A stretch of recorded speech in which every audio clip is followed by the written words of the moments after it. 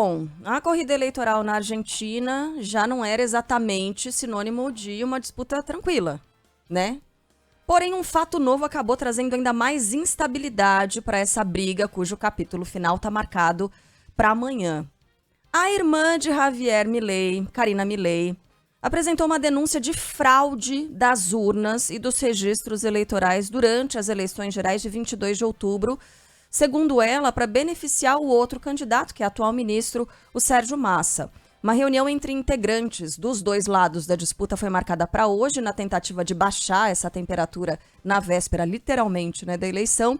Sobre esse assunto, sobre eleições na Argentina, nós vamos conversar agora com o coordenador do curso de Relações Internacionais do Instituto Mauá de Tecnologia, Rodrigo Galo. Professor, muito obrigada por conversar conosco. Bom dia. Bom dia, Carla. Bom dia, Débora. Bom dia aí para os ouvintes da rádio.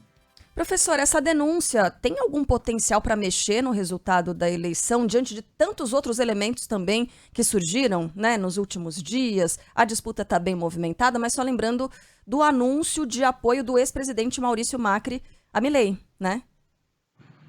Bom, eu acho que a gente tem algumas questões, né, que precisam ser pensadas nessa hora, né? A gente tem, de fato, um cenário eleitoral bastante conturbado na Argentina, ainda que os institutos de pesquisa tenham feito sondagens no primeiro turno e não tenham conseguido captar uma desidratação do Milei na reta final, né, e uma ascensão do Massa, então, eventualmente, isso pode se repetir.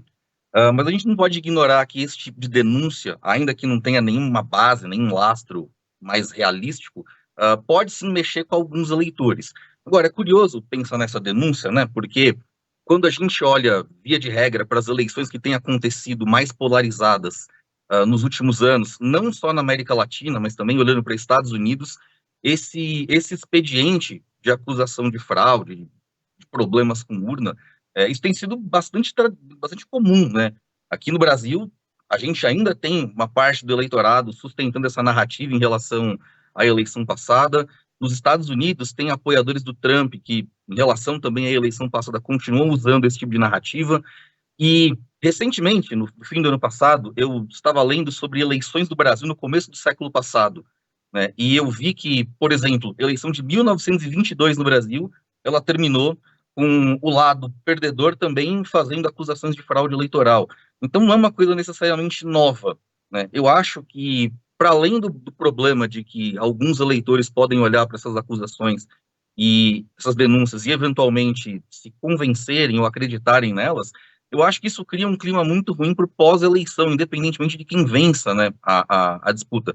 Então, eventualmente, tem sim chance desse tipo de narrativa, desse tipo de discurso causar algum problema, né? Eu acho que nessa eleição de amanhã na Argentina, alguma coisa desse tipo pode acontecer. Mas eu acho que, do ponto de vista simbólico, o pior é colocar em dúvida todo um trabalho que a Justiça Eleitoral faz. Eu acho que um dos reflexos, né, desse tipo de acusação, desse tipo de problema, desse tipo de denúncia, desse tipo de crise política que a Argentina tem enfrentado, é que no primeiro turno a abstenção foi muito elevada. Então isso mostra que existem muitos eleitores que ou não se sentem representados pelos dois lados que estão em disputa na eleição, ou são eleitores que estão descrentes quanto ao futuro do país, quanto ao sistema político, e esse tipo de narrativa contribui para construir um cenário muito ruim nesse aspecto, né? Então, eu acho que essas denúncias, elas colocam, digamos assim, um tempero muito ruim nessa reta final de uma campanha que já foi marcada por disputas, por bastante agressividade política, por, enfim, um clima já muito desfavorável, democraticamente falando, né? É uma disputa que está bastante acirrada. Agora, a questão econômica tem sido o principal desafio. A gente sabe que a Argentina está numa situação extremamente delicada, para dizer o mínimo, né, com uma taxa de inflação que em 12 meses passou dos 140%. E enquanto o Sérgio Massa propõe um plano de continuidade para melhorar a economia, Milei quer diminuir o Estado, dolarizar a economia para tentar recuperá-la. O fato de Sérgio Massa já ser o ministro da Economia pode interferir de forma positiva ou negativa nessa disputa? E como é que argentinos têm encarado as propostas de ambos os candidatos para esse setor? Bom, eu acho que o que as pesquisas de opinião pública têm mostrado, ou vinham mostrando pelo menos, é que a gente está falando de dois candidatos que enfrentam um problema muito similar, que é a rejeição, uma rejeição muito elevada para ambos. Em relação ao Massa, essa rejeição elevada, ela se justifica pelo fato de ele ser governista e o país enfrentar uma crise. Para ele, a situação seria completamente diferente se ele, enquanto um candidato do governo, estivesse trabalhando para um governo que conseguiu responder bem aos problemas econômicos e sociais que o país enfrenta. Mas não é o caso. Então, ele tem uma rejeição muito elevada em função disso. É um ponto desfavorável. O ponto favorável, se é que dá para chamar dessa forma, é o fato de que, sendo governista e vindo de uma tradição política que já é relativamente consagrada na Argentina, é possível entender o que ele realmente pretende fazer na prática, caso ele seja eleito. Quando a gente olha para o adversário dele, para o Milei, a gente tem muitas incógnitas, né? A gente tem um candidato que ele se autodeclara ultraliberal ou libertário, ele tem uma série de propostas, né, como a dolarização da economia, como o fim do Banco Central, como cortar relações com países que ele considera como sendo comunistas, como China e Brasil. A gente tem esse tipo de proposta que eventualmente pode agradar a uma parte do eleitorado, uma parte que já é mais radicalizada ou que está mais radicalizada. O problema desse tipo de discurso, e é o que talvez faça com que o teto dele seja baixo, é como convencer os moderados de que esse é um projeto que realmente funciona, de que esse não é um projeto que vai prejudicar ainda mais uma economia já sensível. Então, eu tinha falado anteriormente que o primeiro turno ele foi marcado por uma alta taxa de abstenção, né? Eu acho que uma coisa que preocupa as campanhas, na verdade, tem duas coisas que preocupam as campanhas, né? Como é que você converte nessa reta final um eleitor indeciso, um eleitor que eventualmente olha por Massa e faz uma série de críticas, não pelo Massa candidato, mas sim pelo fato de que ele está ligado a um governo que não conseguiu superar a crise, e, ao mesmo tempo, é o eleitor indeciso que olha para o Milei com uma grande interrogação, com uma grande dúvida se esse tipo de proposta mais ultraliberal, de fato, vai funcionar para a Argentina. E a outra preocupação das campanhas é olhar para essa abstenção. Como é que eu convenço um eleitor que está descrente? Como é que eu convenço um eleitor que não se sente representado por nenhum dos lados? Como é que eu convenço um eleitor que, eventualmente, até estudou as candidaturas e não consegue enxergar que nenhuma delas, de fato, se mantém de pé? Como é que eu convenço esse sujeito a sair de casa amanhã e votar no meu candidato? Então, tem duas questões bastante complicadas aí para serem resolvidas pelas candidaturas até amanhã. O papel do analista político nessas horas sempre é muito difícil, né? Porque como é que você prevê o resultado de uma eleição tão disputada, tão difícil, em que há órgãos de pesquisa dizendo que o Massa tem uma ligeira vantagem e há outros dizendo que o Milei tem uma ligeira vantagem. Então, basicamente, se a gente tirar uma média aí, a gente vê uma eleição com empate técnico, né? Então, o papel da analista política é muito difícil. Mas eu diria que, dentre as duas propostas, eu acho que uma parte dos indecisos tende a optar pelo Massa. Porque, olhando para as propostas do Milei, eu acho que elas geram um pouco mais de receio por parte desses moderados. Não dos radicalizados, mas dos moderados. Eu muitas vezes fico pensando o seguinte, às vezes você tem empresários argentinos que estão extremamente desconfortáveis com a política econômica do atual governo. Então, eles têm críticas em relação ao Massa.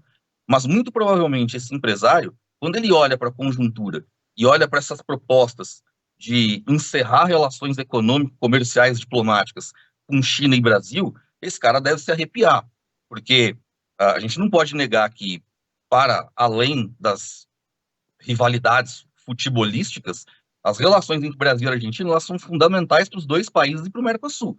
A gente não pode ignorar o fato de que hoje o Brasil é o principal destino das exportações argentinas. Então, romper relação econômica com o Brasil por motivações ideológicas pode ser um tiro no pé para uma economia já muito sensível. Então, eu fico imaginando que deve ter empresário argentino hoje desconfortável com os projetos, desconfortável com as candidaturas, mas o discurso do Milei talvez seja menos convidativo para esse sujeito. E eu imagino que isso se reproduza na mente de outros indecisos moderados que existem na Argentina hoje. Então, se eu tivesse que dar um chute, e é só um chute, né, como eu falei, o papel do analista é muito ingrato nessas horas, eu diria que, independentemente dos problemas, a candidatura do Massa, ela pode ganhar um pouco de impulso nessa reta final, justamente se a campanha estiver conseguindo dialogar bem com esses eleitores moderados. Eu enfim, digo isso inclusive olhando para a última semana e meia de campanha. O Milei andou baixando o tom no discurso. A ideia de fechar o Banco Central, que vinha sendo acusada pela candidatura do Massa de ser uma atitude de risco e que afetaria ainda mais a economia, esse discurso ele já modificou. Então, eu acho que existem pontos ali que ele viu, que a campanha viu, que eram pontos fundamentais de serem suavizados justamente para dialogar com esses moderados. Então, eu acho que nesse aspecto a campanha do Massa ela é mais convidativa. Professor, é uma tarefa bem ingrata mesmo a sua, mas eu vou pedir ajuda, professor, para o que a gente tem em mãos aqui, né? Que é o seguinte: o Milei ele surge justamente com essas propostas mirabolantes aí, mas a minha dúvida é com relação a ele conseguiria de fato implementar essas mudanças radicais, essa coisa do Banco Central, por exemplo, ou mesmo ele é um ultraliberal, né? Como é que ele pode sugerir que empresários que teoricamente deveriam ter toda a liberdade para negociar têm que romper negociação com o Brasil, com empresas brasileiras, por questões ideológicas? E aí, eu já aproveito para me estender também e perguntar sobre como será o dia de votação. O que mais que está em jogo? Né? O Congresso, quais são as cadeiras? Porque o movimento, toda a ação do presidente da República depende disso também, né? Do Congresso argentino. O que é que vai ser escolhido amanhã? E qual é o tamanho dessa mobilidade que, por exemplo, Milei teria para implementar essas propostas radicais? Bom, eu costumo sempre dizer para os meus alunos o seguinte, que a política ela tem dois lados. Um é o lado prático, aquilo que de fato é feito ou aquilo que de fato se procura fazer de efetivo. O outro é o lado simbólico, é o lado da narrativa. E ambos são fundamentais para qualquer processo eleitoral, para qualquer processo político. Quando a gente olha para a candidatura do Milei, o que a gente vê é que esses discursos mais radicais, eles têm uma tendência de operar mais no campo narrativo.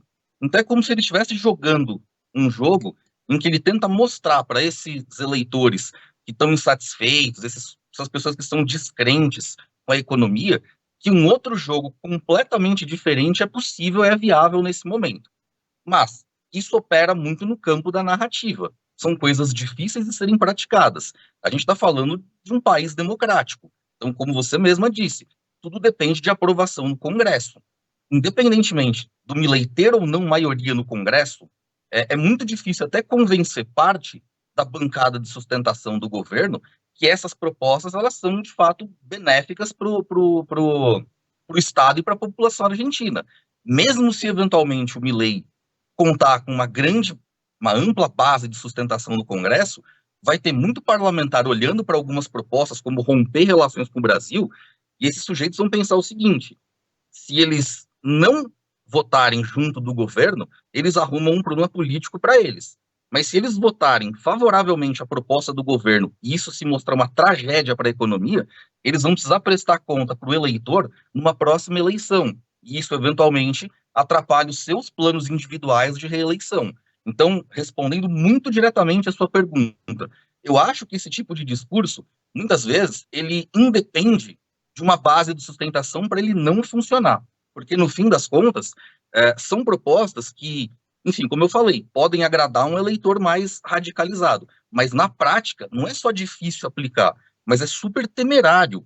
Então, vamos lembrar um caso aqui só para fazer um paralelo, né? O Trump, quando foi eleito nos Estados Unidos, ele tinha ganhado um apoio de parte da população com aquele discurso de criar um muro que separava os Estados Unidos do México e da América Latina. Então havia um eleitorado norte-americano naquela conjuntura que acreditava que essa era a melhor solução para evitar que imigrantes ilegais chegassem ao país. Tinha todo um discurso montado em relação a isso. Mas na prática, quando o Trump tentou construir o muro, ele enfrentou resistências dentro da sua própria base de sustentação. E ele enfrentou resistências dentro do judiciário norte-americano, que considerou que aquela prática seria inaplicável. Algo similar pode acontecer com o Milei. Eu fico olhando para os discursos dele e eu acho que tem muita coisa caricata ali que agrada uma parte do eleitorado, mas que na prática mesmo não vai funcionar do modo como nem ele e nem esses eleitores radicais esperam. Por exemplo, romper relações com o Brasil. Muitas vezes a gente acha que os países, os governos têm autonomia para tomada de decisão, mas considerando a importância da Argentina para a economia brasileira, Me parece óbvio que se o Milei for eleito e tentar levar esse tipo de proposta adiante, ele não vai enfrentar resistência só de parte do Congresso argentino, só de parte do empresariado e da população da Argentina, mas também vai enfrentar resistência por parte do Brasil e por parte do resto do Mercosul.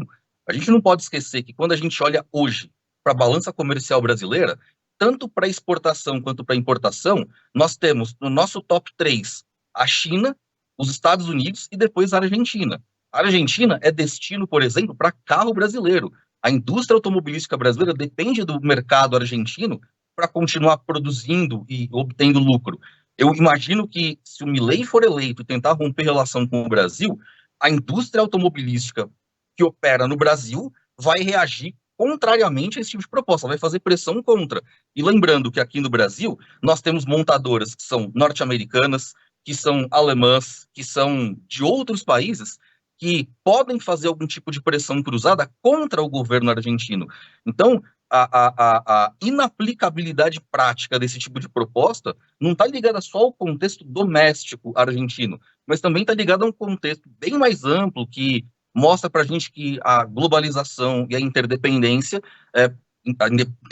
entre os países e os atores não estatais podem gerar uma série de pressões que inviabilizam completamente esse tipo de proposta. Agora, isso não significa que, em caso de eleição do Milei, esse tipo de discurso não tenha algum tipo de apelo. Pode ser que ele não consiga executar nada disso, mas ele consegue mobilizar, caso seja eleito, uma parte do seu eleitorado, uma parte dos seus correligionários, para manter esse discurso em alta, para continuar fazendo pressão. Então, é uma narrativa que, de alguma forma, pode funcionar simbolicamente para ele criar aquele discurso de fui eleito com um projeto, não consigo executar o projeto porque não deixam, porque o globalismo não permite, etc, etc. Então, ele também teria, de alguma forma, esse tipo de anteparo, esse tipo de salvaguarda. Mas, na prática, do ponto de vista prático, são propostas muito difíceis de serem aplicadas, ainda que ele possa ter uma grande base de sustentação, tanto popular quanto dentro do Congresso. Eu acho que tem muitas questões cruzadas que impediriam esse tipo de proposta de ser realmente executada. É algo que a gente vai ver no dia a dia, né, professor? Porque a Argentina é um dos principais parceiros econômicos e políticos aqui do Brasil e vice-versa, e a gente fica muito no campo das propostas, das discussões.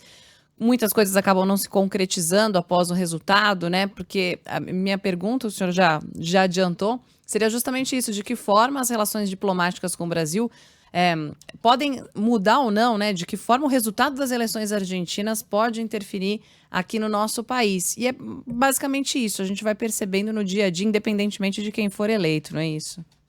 Sim, sim, exatamente. O ministro Fernando Haddad, ele demonstrou há uns dias preocupação com a eleição na Argentina justamente pelo peso que a economia argentina tem para a nossa própria economia. E a gente não está falando só do turismo e só da indústria de carros, como eu falei agora há pouco. Mas a gente não pode esquecer que a Argentina é membro fundador do Mercosul. E a gente está num momento em que o Brasil, né, que ocupa nesse momento a presença rotativa do Mercosul, tenta finalmente ratificar o acordo entre Mercosul e União Europeia. Então envolve uma série de outras questões que não sejam só as nossas relações bilaterais com a Argentina. De qualquer forma, se a gente observar uma vitória do Massa amanhã nas urnas, muito provavelmente as relações com o Brasil elas seguem como estão hoje. Pouca coisa muda, né, uma vez que o Massa ele é governista, ele vem do atual governo. No caso de eleição do Milei, eu acho que tudo vai depender muito de como o Milei vai se comportar no momento pós-eleitoral. É muito natural que presidentes eleitos no Brasil e na Argentina se visitem. Isso há décadas, né? É uma tradição da nossa política externa, é uma tradição da política externa argentina, e essa tradição ela gera, digamos assim, uma espécie de cortesia diplomática entre os chefes de Estado. Eventualmente, se o Milei continuar com o discurso de que ele não pisa no Brasil, de que ele não quer o Lula assistindo a posse dele, isso pode escalar um pouco as relações e tornar as coisas complicadas. Mas ainda assim, eu sou muito cético em relação a essa ideia de ruptura diplomática. É muito difícil, de fato, a gente ver dois países com esse grau de importância política e econômica entre si conseguirem se desvincular por causa de um governo. A gente tem que pensar que essas relações econômicas e políticas entre Brasil e Argentina, elas são políticas de Estado e não políticas de governo. A política de governo pode afetar algumas formas como a política de Estado é executada, mas eu daria um grande chute. Uma ruptura de relações entre Brasil e Argentina seria catastrófica para os dois países. Então, em termos de política externa, eu acho que nós podemos, no caso de eleição do Milei, nós podemos ver algum tipo de atrito, algum tipo de troca de farpa entre as diplomacias, algum tipo de escalada de relações, com provavelmente o Milei fazendo uma série de críticas, uma série de discursos inflamados, e o Itamaraty tentando abafar isso. Mas do ponto de vista econômico, eu acho que os atores não estatais, as empresas privadas, os grupos empresariais, eles fariam um grande esforço para manter as relações econômicas funcionando bem, porque os dois lados ganham com isso. Então, eu acho que, do ponto de vista prático mesmo, as economias seguem operando em parceria como vem ocorrendo até agora. O problema, né, seria mais no campo simbólico, mais no campo da disputa política. E a gente sabe como é complicado viver isso, né? Depois da eleição, uma eleição marcada pelo voto contra. Foi muito o que aconteceu no Brasil, né? No nosso último processo eleitoral para a presidência da República, e aparentemente é o que deve acontecer na Argentina também, né, professor? É alguém o eleitor que não quer que o outro ganhe, por isso vai e vota no candidato, no oponente. O pós a uma eleição como essa é muito complicado também. Deixa eu agradecer demais aqui o professor Rodrigo Galo, coordenador do curso de Relações Internacionais do Instituto Mauá de Tecnologia, pela aula e também pela paciência aqui de nos atender num sabadão às 7h30 da manhã, professor. Muito obrigada, ótimo fim de semana para o senhor.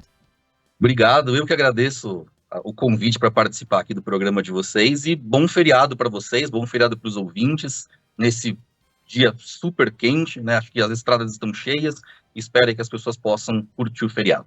Obrigada, professor. Até a próxima. Fala para o senhor, tão jovem, mas enfim.